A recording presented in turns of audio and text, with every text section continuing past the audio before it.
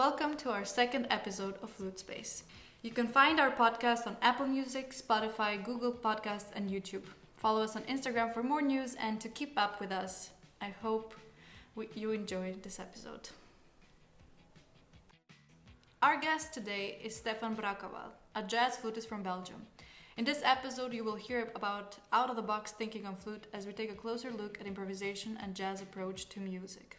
Stefan Bracaval studied classical flute before diving into jazz, and in our conversation we wanted to bring closer this bridge between genres and show what are the creative possibilities for a classical flutist. In a moment, he's releasing his new CD, Éphémère, together with his duo partner and collaborator, pianist Pierre Anckaert, and we will show you a snippet of it. But you can also find it on his website, which will be linked in the description.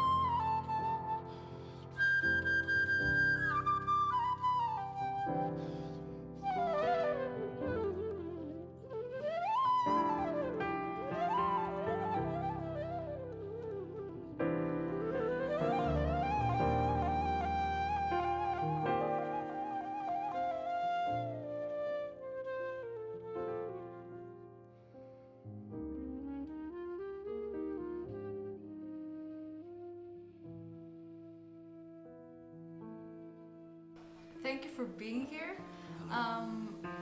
We are all from classical department and we're really excited to actually find out more from another genre, from jazz angle. And for people who are maybe a bit more outside of the box from just the normal or classical musician story. Yes. So yes, we saw that you studied classical music here Yes. at the Royal Conservatory in Antwerp, and we were wondering, how did you transition to jazz flute? How did you decide that you want to do this? And why flute? Yes. When I graduated here in Antwerp, I felt the need to have more musical freedom. Mm-hmm. I also felt that both in terms of job opportunities and flute repertoire, although I like a lot the flute We all repertoire, do. that the most flutists were fishing in the same small pond. Okay. Yeah. And since I was already improvising from an early age on, the road of jazz was lying before me, and I know, okay, I have to go that way. Did you want to combine classical and jazz, or was it just trying out something completely new? But it was exploring what I was already doing. Mm-hmm. So it was getting more serious about it, studying more this music, because when I studied classical music, I studied classical music. And I was still improvising a bit, but not as serious as afterwards. But that must be actually exciting to see that with your thing, your passion that not everyone is doing, you start to have gigs, make money, and Money is it? well, to do your own thing in a Yes. sense, and, Yes. and leave that pond that you were talking about, where everyone else is swimming inside. Yes, it's just an artistic freedom I wanted to explore your own song. Everybody has his own song, so and to explore that. Okay. And because you mentioned improvisation and that you were already used to it from before, how was it a big part of your life, and where did it come from? Yes, I was happy. I had I must have been 14 years old, and in the secondary school, the regular music teacher was a jazz vibraphonist. Oh. And during the noon breaks, he organized little jam sessions, Oh, that's kind of nice. like that. So Yeah. that was my first encounter with improvised music. I knew my scales, so I played scales. It was not really a good story or something, but I started playing. That was a good thing. And afterwards, the man, the teacher, asked me to join his own quartet. And so there I was with my short pants and with guys who were way older and more experienced. They were all professional musicians, in fact. And that's a good position to be in, from playing with people who are way better than you. You learn a lot. Yeah, that's true. If you are the smartest guy in the room, you're probably in the wrong room. Yeah, you learn to adapt and they lift you up also. It's true. They lift you up Yeah, to the level yeah, that they have. Yeah. Oh, that's amazing. Your last CD is your own composition from the duo. Do you usually compose, and what is the process there? And do you take something from improvisation into your compositional process? On the CD, we have 50% compositions of Pierre Anckaert, the piano player, and 50% compositions of mine. I always compose in my own project. It's kind of personal musical statement. What can I tell about composition? Well, it starts from a fascination for something I hear. Can be a melody, a shape of a melody, or can be in a rhythm, or can be a chord changes as it's cool. And explore that, and from a vague suspect try to crystallize it to something more clear. Okay. So I think the source of composition is always improvisation. It's the inspiration, but it's more structured. Okay. And also important in jazz to, if you compose, it's different than composing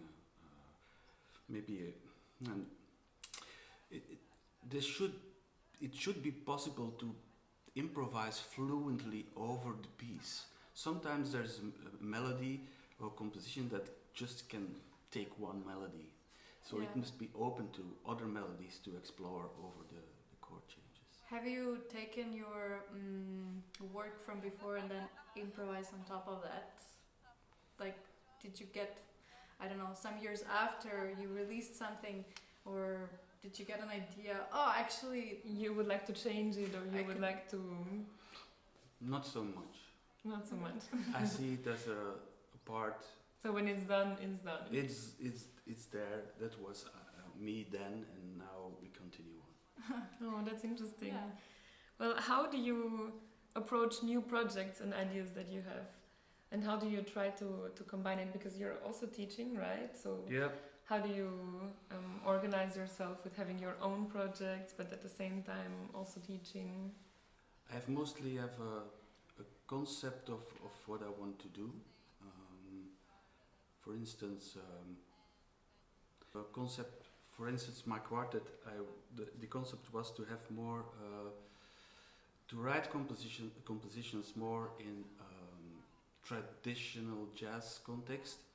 So and write pieces where it's easy and smoothly to improvise on. And then with the duo was a different context. It's another concept.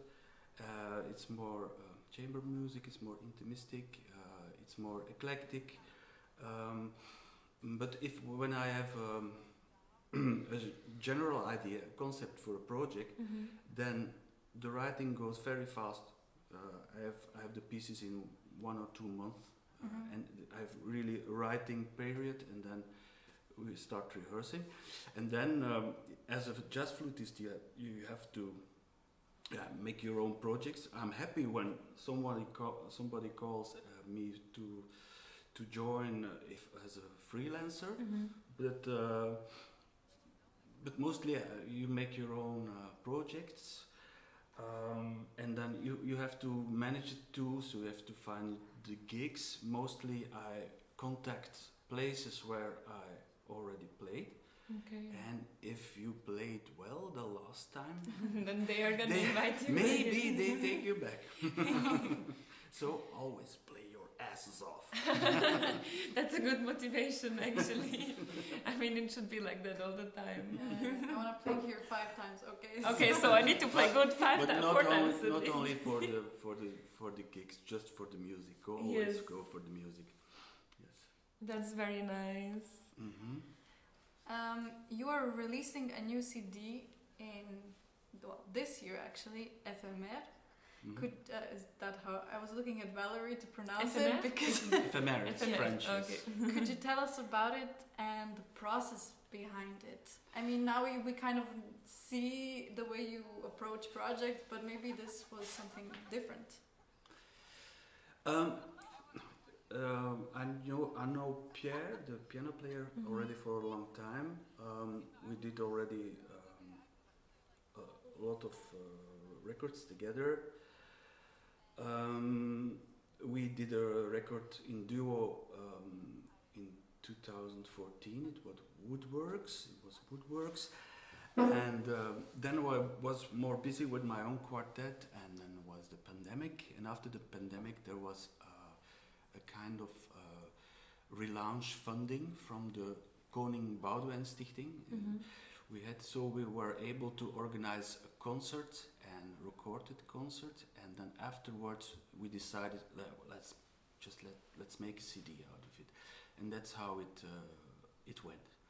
So this collaboration goes back already some time. And why the name?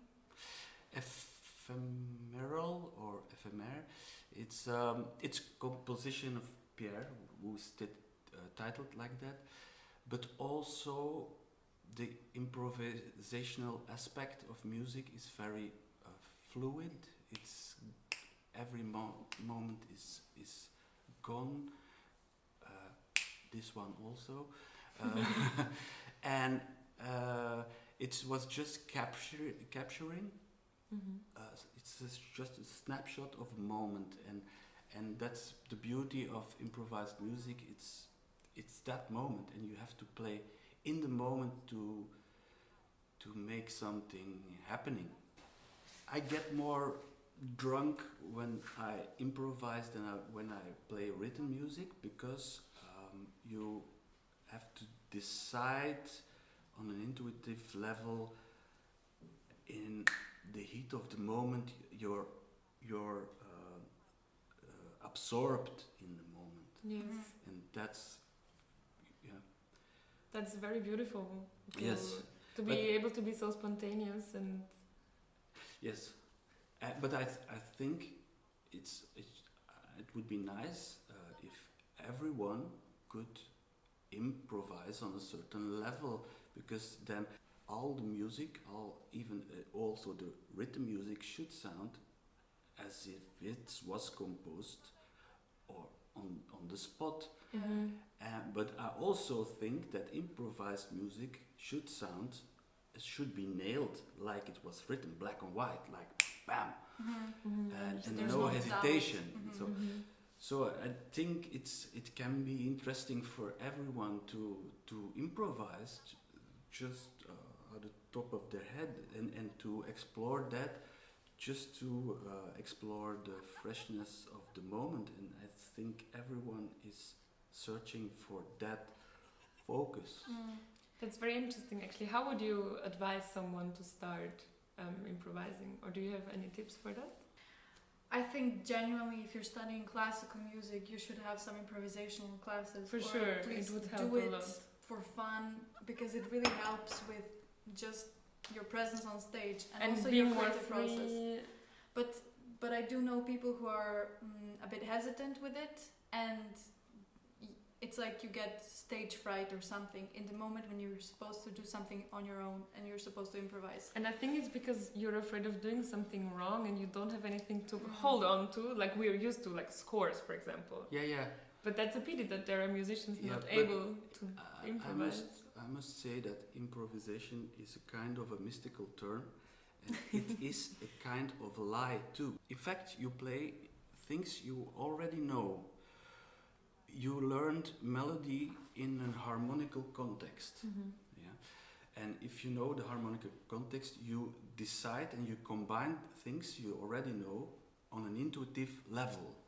So jazz musicians practice a lot. Yeah.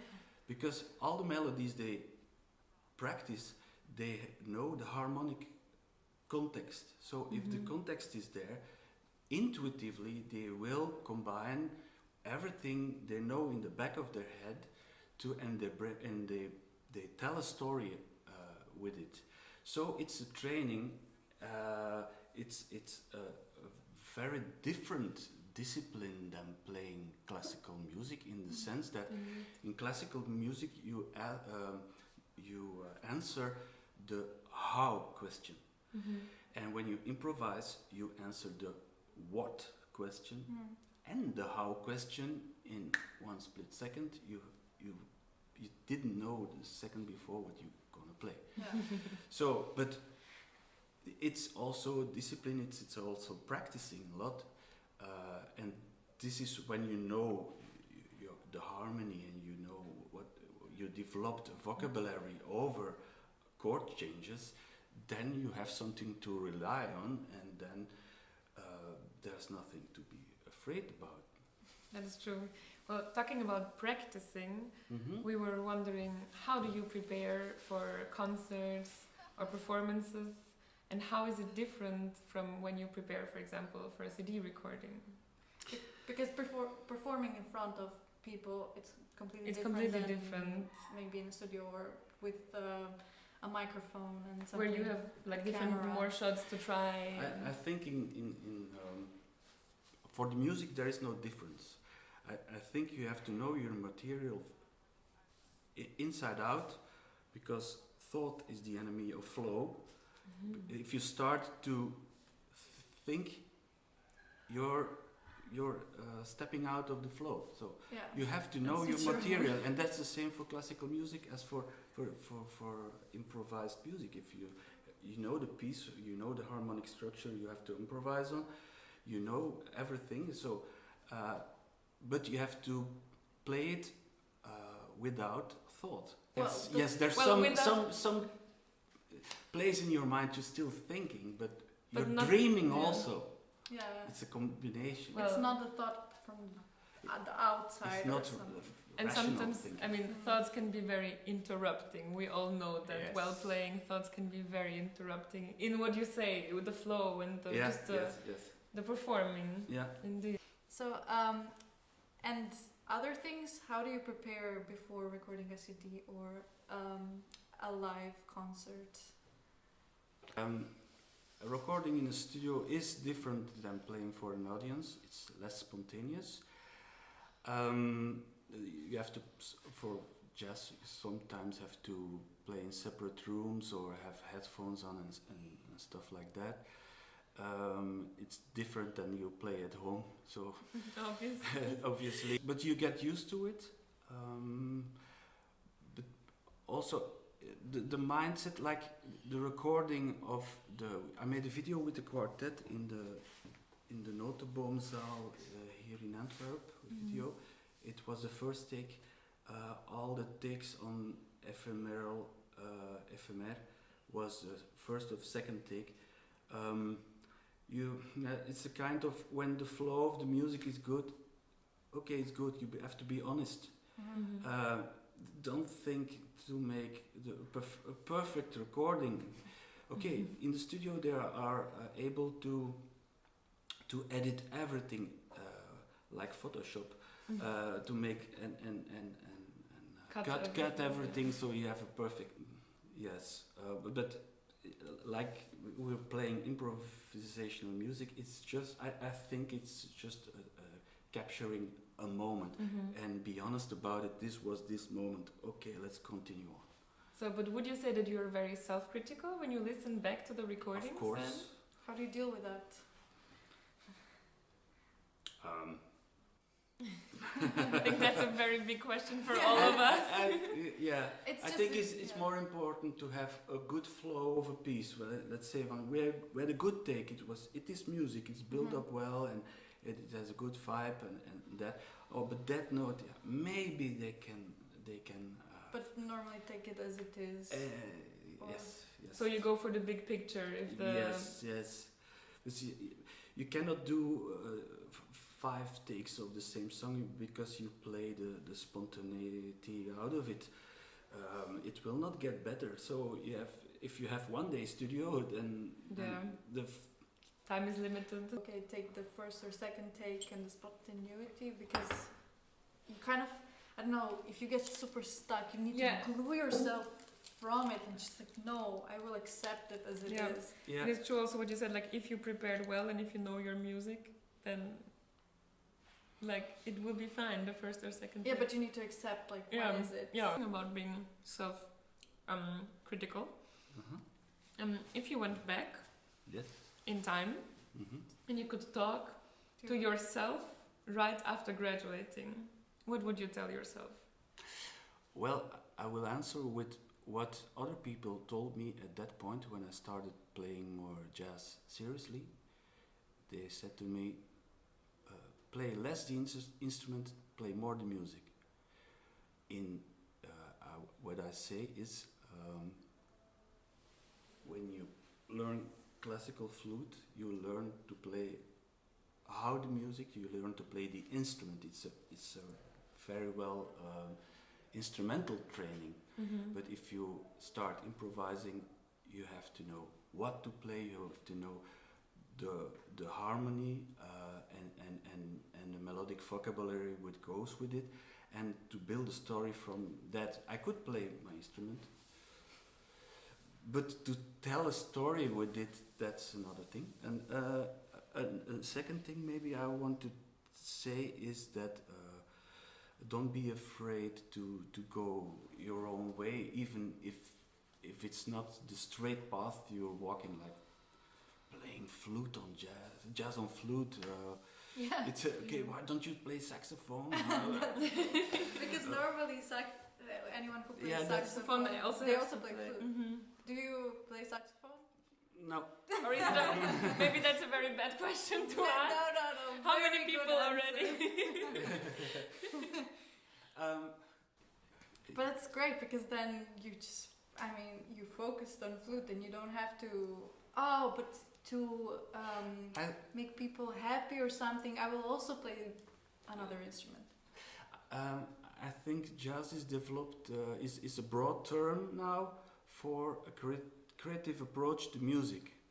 So it's not only the origins of the Afro-American culture. We have a European jazz already a long time now, and all the instruments are involved. To be honest, I don't listen very much to flute jazz players. The history of jazz was not written on a flute, so you learn a lot by listening to any instrument.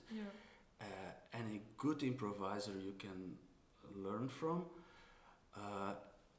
and maybe I think that an instrument is a kind of illusion because 90% you hear the musician. So you said you're not listening so much to jazz flutists, but do you listen to classical flutists sometimes? Yes. To which one? To all of them. No. Do you have favorite flutists? Yes. I like Toon Fred a lot. That's true. He plays and very although beautifully. I like also. Yeah, they play very nice. Yeah, and we know each other from a long time. We're about the same generation. Did your approach to flute change from when you were studying classical music and now that you're playing more jazz flute? I mean, your flutistic approach, do you warm up differently? For example, is your practice routine different? I don't have a routine. I do things for warming up lips or warming up fingers, but important is also to warm up your mind. Because you have to, you're the source of the music, you have to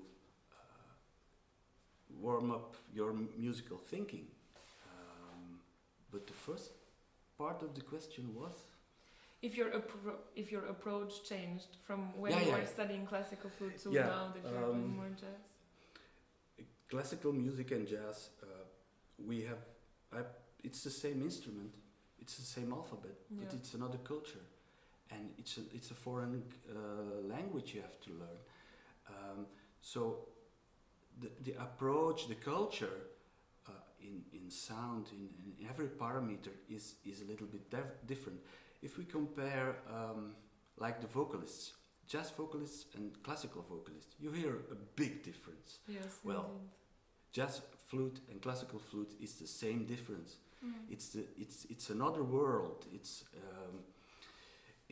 maybe if you look at jazz vocalists, maybe they sing more closer to the speaking voice or something. The use of vibrato is different.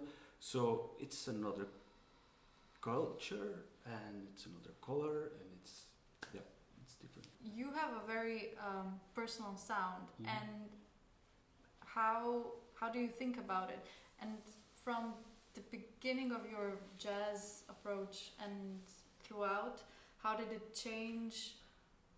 Yeah, what were your I don't focus think points? about it. You don't think about it? I just sing.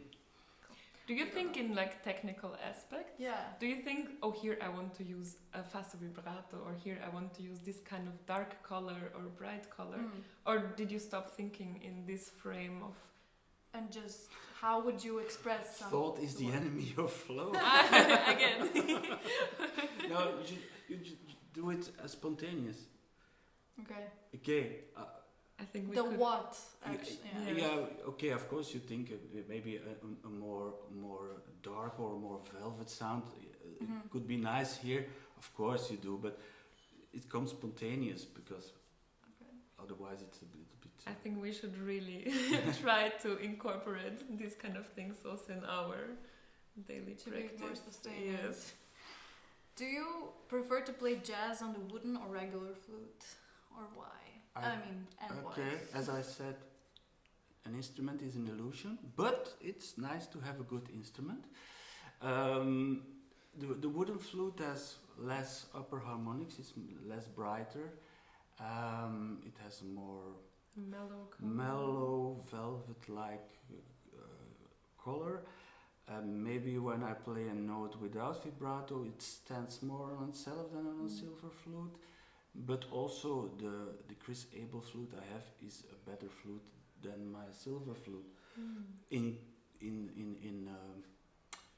sense of intonations. So I like to play on the instrument because it's a good instrument also. But maybe I don't know that the instrument is so much of an importance. I don't know. Well, kind of relating to that, you do use alto and bass flute in your recordings, and what do you find interesting on the sound of these two variations of flute? How do you use these different colors? The bass flute has a nice diffuse sound, melancholic, nostalgic sound, deep, dark. I use it in slow pieces, but it's hard to use it in a jazz setting with drums, up-tempo pieces. The cymbals are masking the sound because it's so diffuse. But I like it to play on slower pieces. The alto flute I like a lot too, but since it is a transposing instrument and I have absolute pitch, I cannot improvise on it. I can play rhythm out music and perform music, but to improvise it's impossible. I once had the idea to learn it and rename all the fingerings, but I didn't do that work yet. Maybe That something seems- for the future. Seems like a long Maybe. process. Might be actually useful for someone else. So I'm jealous about people who have relative pitch for that reason. For once. So before you were talking about gigs and that you have to like find your own gigs and contact places, but sometimes you also get called to play with other ensembles. So we were wondering, what is the jazz scene like in Belgium? Is there a big scene? There's a nice scene in Belgium. Lots of musicians now coming from the conservatory, which is nice. You have small places, bars or something that organize on sporadic gigs, or you have jazz clubs with people, volunteers working there who do concerts on a frequently more basis. You have the more structured organizations like the Brussels Jazz Orchestra or the Jazz Lab series in Flanders, and you have the Lundi d'Hortense in Brussels and Wallonie. So yeah, there's things going on. So there are a lot of things happening. Are you interested in experimentative jazz and free improvisation and with more electronic sound? Yes, I didn't have projects with it, but I at home I experiment a lot with electronics and stuff. I didn't have made a project out of it, but maybe one day. Well, we will now ask you 3 fire questions. That we didn't tell you before. Oh no! So you have to improvise and be Okay. spontaneous. Okay. What movie soundtrack would you choose for your life? Movie soundtrack to choose for my life. Okay, maybe the soundtrack then written by Pierre van Dormaal. It's a jazz guitarist in Belgium. He died some years ago, and it's he written the soundtrack for the movie of his brother Jaco van Dormaal, and it's called the movie is called Le 8e jour. Le 8e jour. Yes. Oh, Okay. interesting. We're gonna listen to that. But it's on acoustic guitar and it's very, if the sound is very happy. Yes. Ah, nice. Okay. Well, the next question is, if you could choose a historical period in which one you would like to live, which one would it be? Right now. Right now. Right That's a now. very clear answer. Clear, quick. 3 jazz musicians you would totally recommend to listen.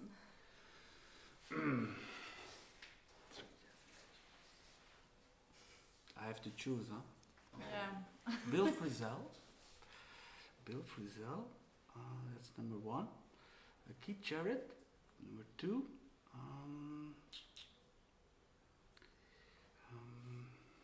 Jan Garbarek. Okay, Okay. that's homework for anyone listening. Check everything out. Well, we would like to say we listen to your CD and snippets of other CDs, And we like it a lot. and you. we really say to anyone listening, check out Éphémère. And thank you so much for being our guest My pleasure. and for this insightful Yes. conversation. Thank you for taking time for us. Thank you and for the coffee. showing our pleasure, and for showing everyone that, well, there's a lot of things you can do outside of classical music, Yeah, and it's very inspiring for Okay. sure. to listen you. to you Even to talking. connect it with classical. Yes. you Yeah, know. of course. Yeah, great. Thank you. Thank you so My much. pleasure. Bye. See you or hear you next episode.